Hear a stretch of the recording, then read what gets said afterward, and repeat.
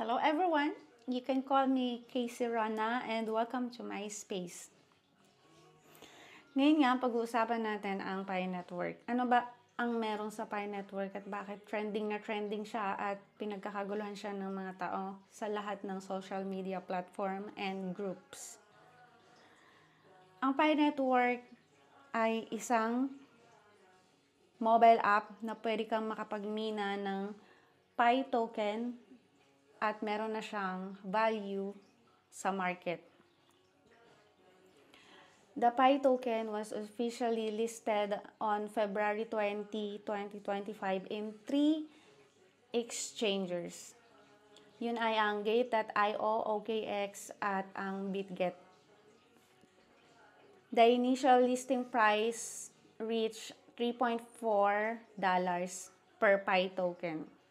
So kung isa ka sa mga nakapagmina since 2019 during the launch of Pi Network, sigurado isa ka sa mga naging milyonaryo pagdating ng open mainnet.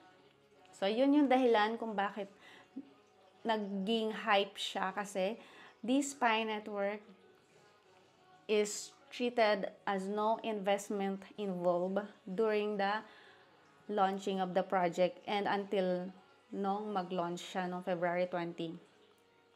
So kung nakakapagmina ka, may tuturing mo siyang livelihood. Diba? Benefits.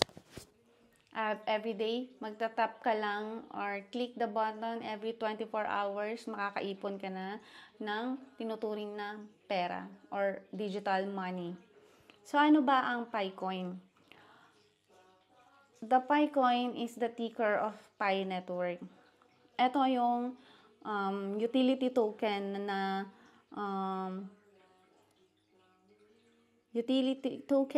which is a digital currency that you can use to buy goods and services based on the white paper of the project. Sino ba ang nag-develop ng Pi Network? Ang Pi Network ay sinimulan ng grupo ng mga experts sa technology sa Stanford University. Ang pangalan ng founder nito ay si Dr. Nicholas Cacales at siya ay isang professor sa Head of Technology. Marami na siyang mga ginawang mga digital projects. Meron din siya sa Microsoft, sa mga journals, prestigious journals. Marami na siyang sinulat na about sa mga innovation. So, ang project na ito ay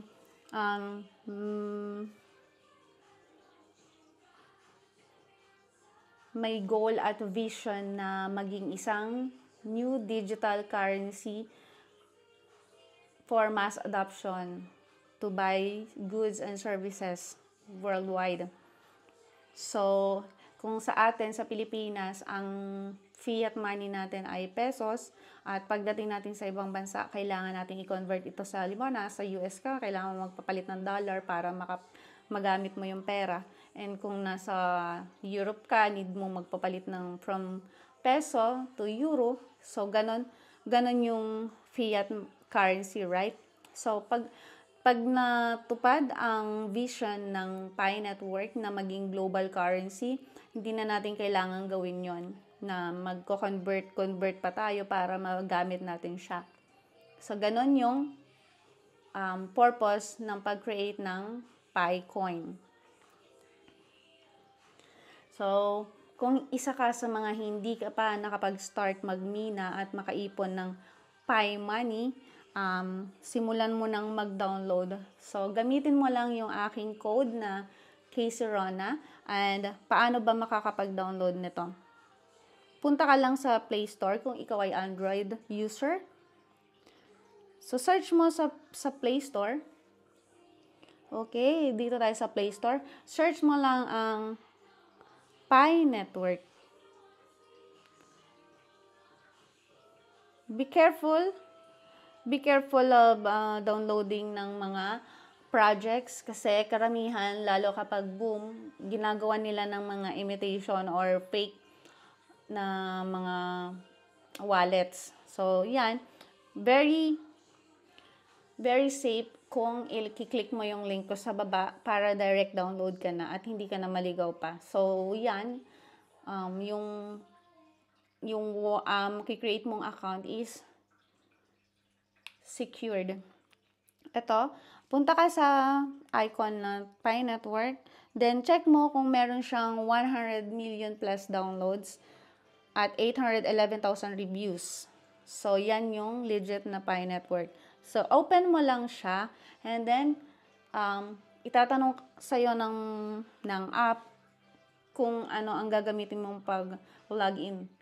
Pwedeng gamitin mo mobile phone or using your Facebook account. So, karamihan, based on my experience to my team, nawala nila yung kanilang information and hindi na nila matandaan. So, very safe na lang na gamitin mo yung mobile number mo na yung lagi mong ginagamit to log in. And don't forget your password. So, once you log in already in the app, mapupunta ka sa ganitong interface. So, ito yung lightning button na nandito. Kapag hindi active yung account mo, nandito lang siya sa gilid and naka-dark mode siya. So, pag kinlik mo yon, magiging ganito yung interface niya. And magkakaroon siya sa taas ng yung value ng Pi, yung amount of Pi na maiipon mo. So, nagka-count yan din sa taas. So, sa akin kasi, hinide ko yung balance ko, kaya hindi mo makikita kung ilan na yung nagmamining sa akin. So, yan. So, once na nandito ka na sa interface na to, punta ka dito sa menu, sa taas. Then, go to profile. Pagdating sa profile, kompletuhin mo yung details mo dito. Very important here yung sa baba. So, kung makikita mo, meron 5 check dito. Etong 5 check na yan, kailangan mong kumpletuhin yung account verification mo from your phone number, Facebook verification, email address, KYC, and most importantly, your password. Yung KYC natin, kailangan yung government-issued valid ID ang ilalagay mo dyan, and dapat same yung full name na ginamit mo dito or yung na-verify mo. Basta dapat hindi siya magko-contradict para hindi ka magka-problema sa verification. And once you completed all that, balik ka dito. Kasi meron silang social app and meron silang Pi browser. Yung Pi browser, it is recommended that you download it as well dahil nandun yung ating mga updated utilities and development of ecosystem. Doon mo siya ma-check. So, kung wala ka pang Pi browser, you can sign in. Sign into Pi browser. Then, da-download mo din siya. This is another app na ida-download mo sa Play Store. So, kung gusto mo makita ang itsura niya, ganito yung itsura niya. Wala naman halos pagkakaiba, pero meron lang tong Pi browser na parang sa taas. So, yun lang yung Pi browser nakalagay. Direct download din naman yun once na nandun ka na sa loob ng Pi app mo. Then, pagdating doon, sa Pi browser, punta ka sa profile. So, once na nandito ka na, ito yung interface ng Pi browser. Meron na tong 9 icons. Diyan mo makikita yung details ng ecosystem natin. Meron tayong Fireside, may sarili tayong wallet, may sa Brainstorm. Basta, i-check mo na lang lahat kung ano ang meron sa loob niyan. Dito sa Mine, dyan mo makikita yung mga, yung mining accumulation mo. Then, Sa KYC, dito yung kung kailangan para makumpleto mo yung account verification. Sa KYC naman, dito ka pupunta. Dito, meron tong main net checklist. So, yan. Bali, 9 checklist yon na kailangan mong kompletuhin bago ka ma-approvahan na ma-convert yung Pi token mo sa mainnet. Ano ang ibig sabihin ng mainnet? Meron kasing mga steps. Bago mapunta sa mainnet, meron pa yan testnet, 'di ba? So, yung mga nag-mine noon nung first initial development phase pa lang. So, sunod-sunod yan testnet muna, then sunod mainnet. So, once na nasa mainnet na, malapit na siya mag-open mainnet. Okay, at yun yung naganap na open mainnet noong February 20 na which is tinanggal na yung firewall na nakaharang dun sa ecosystem na kung saan dun lang dati nakakapag-interact yung mga pioneers and dun lang din nakakapag-exchange ng mga halimbawa, merong nagkasundo sa barter. So, sa loob lang yun ng Pi ecosystem. So, now that we are already listed in the exchanger, natanggal na yung firewall na yun and we are open na to other network or to other blockchains.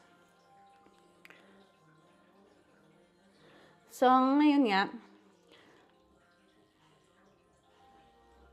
pagdating dito, ang pinaka-target natin dito, punta tayo sa profile. Kasi ito yung social chain ng Pi application. Dito sa profile, yan, para madagdagan din yung mining rate mo. Yan, add me as your friend. Pwede mo i-add lahat ng Pi miners dyan. Yan, kagaya nga, may request sa akin, approve ko lang siya para magkasama siya sa list of friends ko dito. So, yung nakakatulong din yan para mapaboost yung mining rate mo and consider as na makatulong sa development ng network. Then, balik na tayo. Meron dito sa loob, meron din siyang chat room.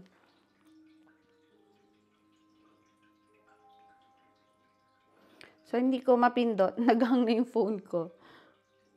Okay, balik lang tayo doon. Balik lang tayo sa main menu. So, yan, meron din chat room, yung mga Pinet pioneers.